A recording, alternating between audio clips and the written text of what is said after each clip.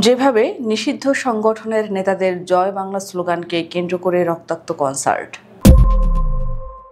চট্টগ্রামের GEC convention সেন্টারে শনিবার রাতে একটি কনসার্টে জয় বাংলা স্লোগানকে কেন্দ্র করে সৃষ্ট সহিংসতায় উত্তেজনা ছড়িয়ে পড়ে।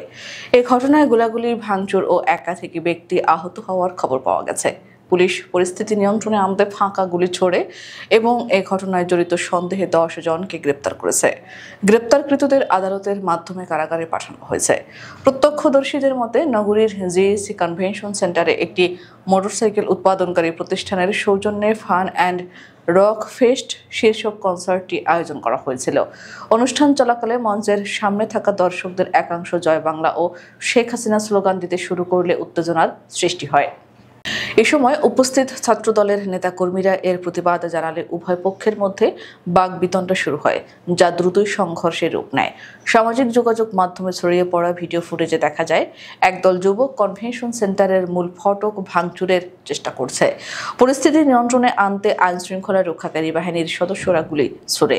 সংঘর্ষ ও গোলাগুলির ঘটনায় মোহাম্মদ শরীফ ও নাজিম নামে 2 জন গুলিবিদ্ধ সহ বেশ কয়েকজন আহত হয়েছেন।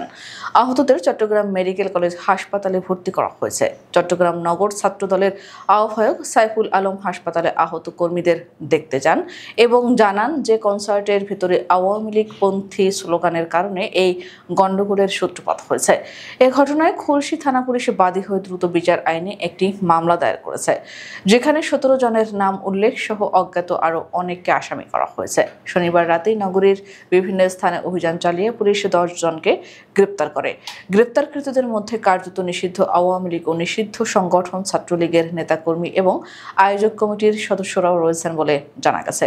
কনসার্টের মতো একটি অরাজনৈতিক অনুষ্ঠানে জয় বাংলা স্লোগানের ব্যবহার এবং তার প্রতিক্রিয়ায় সহিংসতা দেশের চলমান রাজনৈতিক বিভাজনের একটি প্রতিফলন বলে মনে করছেন অনেকে।